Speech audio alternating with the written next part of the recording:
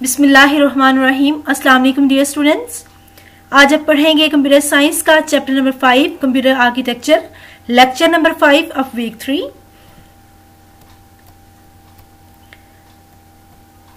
आज आप पढ़ेंगे इंस्ट्रक्शन सेट के बारे में कि इंस्ट्रक्शन जो होती है वो कंप्यूटर में क्या होती हैं, किस तरह से उनका स्ट्रक्चर क्या होता है, किस तरह से डिफरेंट टाइप ऑफ इंस्ट्रक्शंस कौन कौन सी होती हैं। ठीक है, तो इंस्ट्रक्शन क्या होता है आप सब जानते हो कि कंप्यूटर जो है वर्क करता है अकॉर्डिंग टू द इंस्ट्रक्शंस। जो इंस्ट्रक्शंस आपके कंप्यूटर को दी जाती हैं उन्हीं को वो प्रोसेस कर रहा होता है, और आपका जो कंप्यूटर होता है वो वर्क करता है बाइनरी फॉर्म में। ठीक है, यानी कि उसको 10 फॉर्म में इंस्ट्रक्शंस जो है वो उनको डायरेक्टली प्रोसेस कर रहा होता है। तो अब set of all instructions that are CPU perform is called instruction set, यानी कि जो भी आपकी इंस्ट्रक्शंस जो आप कंप्यूटर को देते हो, सीपीयू को देते हो, तो वो इंस्ट्रक्शंस जो है उसको हम इंस्ट्रक्शन सेट कहते हैं।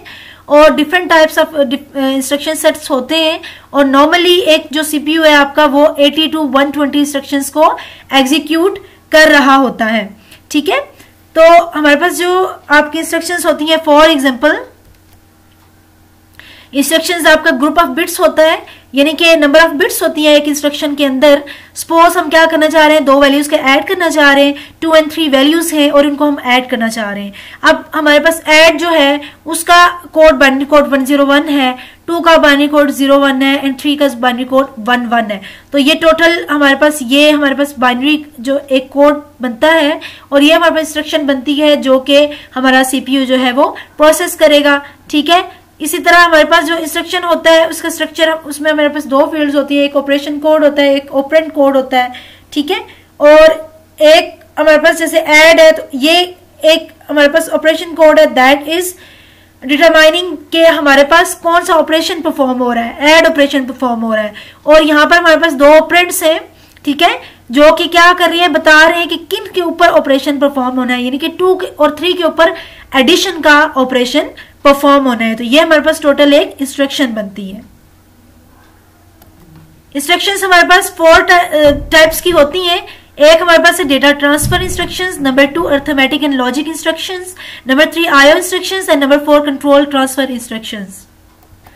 पहली है हमारे पास data transfer instruction. Data transfer के नाम से ही जाहिर है कि ये इस तरह की इंस्ट्रक्शंस होती हैं जो डेटा को ट्रांसफर करने के लिए इस्तेमाल होती हैं। जैसे हम एक डेटा को एक लोकेशन से दूसरे लोकेशन तक या एक कंपोनेंट से दूसरे कंपोनेंट तक डेटा को ट्रांसफर करवाना चाहते हैं तो हम डेटा ट्रांसफर इंस्ट्रक्शंस का इस्तेमाल करते हैं। और हमारे पास जो है वो सीपीयू डिफरेंट आपको इंस्ट्रक्शन जो है वो प्रोसेस कर रहा होता है डेटा को ट्रांसफर करने के लिए। और सपोज हम जो है वो इंस्ट्रक्शन किस तरह से ट्रांसफर कर रहे हैं, सपोज हम रजिस्टर से मेमोरी तक डेटा को ट्रांसफर कर रहे हैं, रजिस्टर्स से जो है इनपुट आउटपुट डिवाइसेस तक जो डेटा ट्रांसफर हो रहा होता है, या एक रजिस्टर से दूसरे रजिस्टर तक जो हमारा डेटा ट्रांसफर हो रहा होता है। एज यू नो कि रजिस्टर क्या होता है, एक स्मॉल मेमोरी होती है जो कि सीपीयू के अंदर मौजूद होती है। तो अब हम इसकी एग्जांपल इस तरह से लिख सकते हैं, जैसे हमने असेंबली लैंग्वेज स्टूडेंट्स होती है जो आप लोग इंशाल्लाह आगे पढ़ोगे, तो असेंबली लैंग्वेज में हमारे पास डिफरेंट इंस्ट्रक्शंस इस्तेमाल होती हैं लाइक मूव, लोड, ऐड। ठीक है, इस तरह की इंस्ट्रक्शंस डिफरेंट फंक्शंस परफॉर्म करती हैं। फॉर एग्जांपल हम यहाँ पे क्या कर रहे हैं, मूव इंस्ट्रक्शन ले रहे हैं। मूव क्या करती है कि डेटा को मूव करवाती है। हम लिख रहे हैं मूव AX BX। इसका क्या मतलब हुआ कि BX की वैल्यू को AX में मूव कर दो। ठीक है, यानी कि इसको ट्रांसफर कर दो। इसी तरह हमारे पास LD is a short form of load, और इसमें क्या हो रहा है कि हम क्या कर रहे हैं, हम कह रहे हैं कि जो 5 वैल्यू है उसको AX में लोड कर दो, 5 वैल्यू को AX में आप स्टोर कर दो। ठीक है, तो ये इंस्ट्रक्शंस ऐसी इंस्ट्रक्शंस है जो कि हमारे डेटा को ट्रांसफर कर रही हैं। नेक्स्ट इंस्ट्रक्शंस हमारे पास है that are arithmetic and logical instructions. As you know students, arithmetic and logical instructions किस तरह की होती हैं, जो हमारे तमाम के तमाम मैथमेटिकल ऑपरेशंस होते हैं like plus, minus, multiplication, division, ये सारे के सारे हमारे पास अरिथमेटिक ऑपरेशंस होते हैं। और इसके साथ साथ लॉजिकल ऑपरेशंस में हमारे पास and, or, not, less than, greater than, less than, equal to, greater than, equal to, not equal to, ये वाली इंस्ट्रक्शंस आती हैं। तो ये तमाम की तमाम जो अरिथमेटिक और लॉजिकल इंस्ट्रक्शंस होती हैं ये हमारे डिफरेंट अरिथमेटिक ऑपरेशंस परफॉर्म करने के लिए इस्तेमाल होती हैं।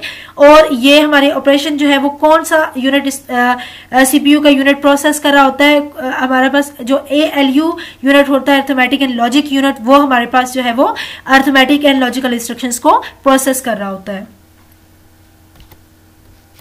आप देख सकते हैं यहाँ पर हमारे पास दो तरह की इंस्ट्रक्शंस है, एक सब 5 and 4 यानी कि 5 और 4 को आपस में सब्ट्रैक्ट करो, माइनस कर दो, और इसी तरह से मल यानी कि मल्टीप्लाई करना 7 और 8 यानी कि 7 and 8 को आपस में मल्टीप्लाई कर दो। तो ये हमारे पास कौन सी इंस्ट्रक्शंस है? Arithmetic instructions.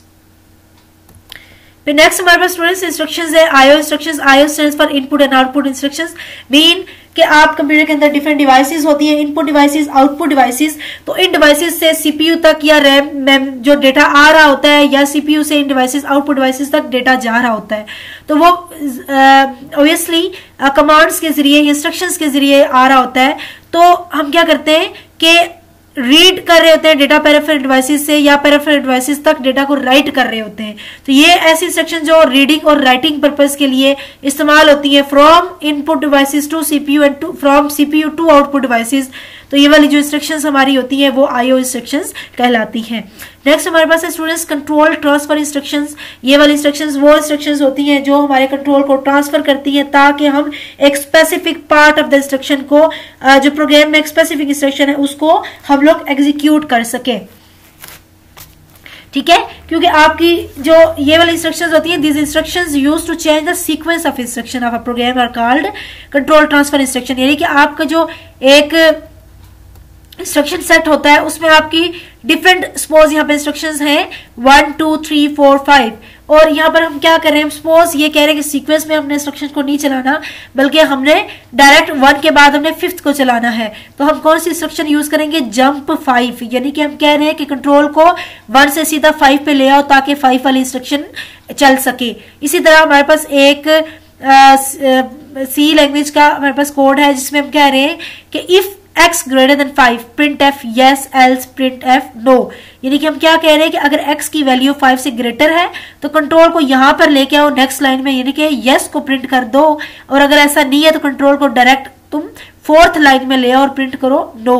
तो यहां पर हम क्या कर रहे हैं, कंट्रोल को डायरेक्ट यहां पे ट्रांसफर कर रहे हैं। नेक्स्ट स्टूडेंट्स हम क्वेश्चन पढ़ेंगे इंस्ट्रक्शन फॉर्मेट के बारे में। इंस्ट्रक्शन फॉर्मेट क्या होता है और वेरियस इंस्ट्रक्शन फॉर्मेट्स हमारे पास कौन से होते हैं। तो इंस्ट्रक्शन क्या होती है, जो भी हम स्टेटमेंट कंप्यूटर को देते हैं कुछ भी परफॉर्म करने के लिए, और एक ऐसा तरीकेकार जिसकी मदद से हम इंस्ट्रक्शन जो है वो आपकी एक इंस्ट्रक्शन दी जाती है, वो एक इंस्ट्रक्शन लिखी जाती है, उसे हम इंस्ट्रक्शन फॉर्मेट कहते हैं। और हमारे पास डिफरेंट इंस्ट्रक्शन फॉर्मेट है, और हमारे पास जो यूजुअली एक सिंपल इंस्ट्रक्शन फॉर्मेट होता है वो 16 बिट्स पर मुश्तमिल होता है, यानी कि 2 बाइट्स पर मुश्तमिल होता है। ठीक है, अब हमारे पास जो दो पार्ट है इंस्ट्रक्शन फॉर्मेट के, जो इंस्ट्रक्शन कोड के, नंबर 1 हमारे पास है ऑपरेंड कोड और नंबर 2 हमारे पास है एड्रेस ऑफ ऑपरेंड। अब देखें हमारे पास ऑपरेंड कोड क्या होता है। ऑपरेंड कोड क्या होता है?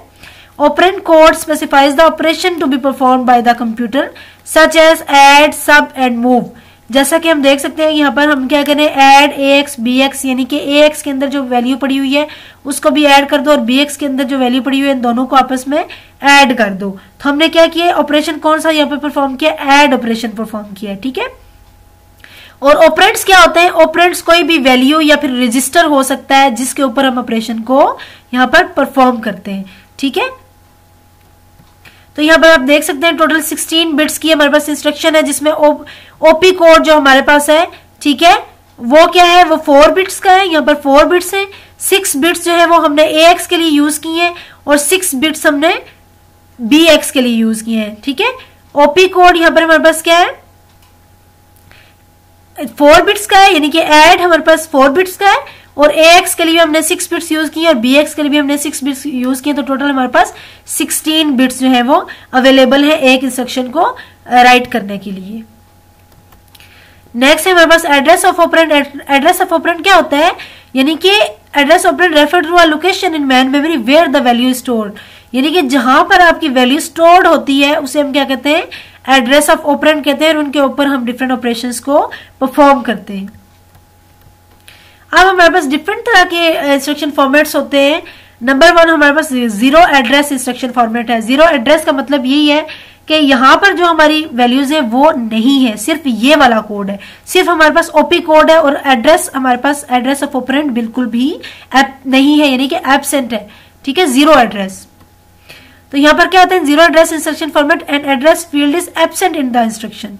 ठीक है, तो यहाँ पर क्या होता है, जैसे हम लोग क्या करें, एग्जाम्पल हमारे पास है, हम जस्ट लिखते हैं हॉल्ट, ठीक है, या फिर स्टॉप, यानी कि इंस्ट्रक्शंस को हम स्टॉप करवाने के लिए कि एग्जीक्यूशन खत्म हो जाए तो हम क्या लिखते हैं, स्टॉप, या फिर हम हॉल्ट लिखते हैं। तो इसमें आप देख सकते हैं कि हॉल्ट के आगे भी कोई रजिस्टर कुछ भी नहीं है, यानी कि कोई एड्रेस नहीं है। इसी तरह स्टॉप के आगे भी कोई एड्रेस फील्ड नहीं है। ठीक है, तो इसमें को एड्रेस फील्ड एब्सेंट होती है। नेक्स्ट है हमारे पास one address instruction format. One address instruction format में क्या होता है, सिर्फ एक एड्रेस फील्ड होती है। ठीक है, जैसे हमारे पास क्या है, हमने लिखा है जंप AX, यानी कि आप क्या करो कि AX तक कंट्रोल को ट्रांसफर करो, AX रजिस्टर में मूव करवा दो कंट्रोल को। और इसी तरह हम कह रहे हैं लोड AC, यानी कि AC में एक्यूमुलेटर में जो वैल्यू पड़ी हुई है उसको लोड कर दो। तो यहाँ पर हमारे पास क्या है, एक OP कोड है और एक हमारे पास एड्रेस फील्ड है। ठीक है, इसी तरह टू एड्रेस इंस्ट्रक्शन का क्या मतलब है, हमारे पास टू एड्रेस फील्ड्स होंगी, एक OP कोड, दो एड्रेस फील्ड, यानी कि हम क्या कर रहे हैं, AX और BX को ऐड कर रहे हैं। इसी तरह थ्री एड्रेस इंस्ट्रक्शन फॉर्मेट में क्या होता है, हम कह रहे हैं मल AX BX और CX। ठीक है, मतलब हम क्या करें, AX रजिस्टर BX और AC के अंदर जो भी हमारे पास वैल्यू है हम उनको क्या करें, मल्टीप्लाई कर रहे हैं। तो हमारे पास यहाँ पे एक OP कोड है और तीन हमारे पास एड्रेस फील्ड्स हैं। तो इनमें आपस में फर्क यही है कि आपके एक में बिल्कुल भी एड्रेस फील्ड नहीं है, वन एड्रेस में हमारे पास वन एड्रेस फील्ड है, टू एड्रेस इंस्ट्रक्शन फॉर्मेट में हमारे पास टू एड्रेस फील्ड्स हैं। इसी तरह थ्री एड्रेस इंस्ट्रक्शन फॉर्मेट में हमारे पास थ्री एड्रेस फील्ड्स हैं। स्टूडेंट्स, आपने होमवर्क में क्या करना है, आपने क्वेश्चन लिखना है इंस्ट्रक्शन सेट क्या होता है, और इसके अलावा डिफरेंट टाइप्स की हमारे पास इंस्ट्रक्शन कौन सी होती हैं, डेटा ट्रांसफर इंस्ट्रक्शंस कौन सी होती हैं, अर्थमेटिक एंड लॉजिकल इंस्ट्रक्शंस कौन सी होती हैं, आईओ इंस्ट्रक्शंस का क्या काम है, कंट्रोल ट्रांसफर इंस्ट्रक्शंस कौन सी होती हैं, इंस्ट्रक्शन फॉर्मेट क्या होता है, और इसके दो पार्ट्स के नाम आपने लिखने हैं। और इस तरह से आपने डिफाइन करना है कि ऑपरेंड कोड और ऑपरेंड क्या होता है। ठीक है, ये सारे आपने क्वेश्चंस करने हैं, अच्छे से लिखने हैं और इनको याद भी करना है। Thank you so much.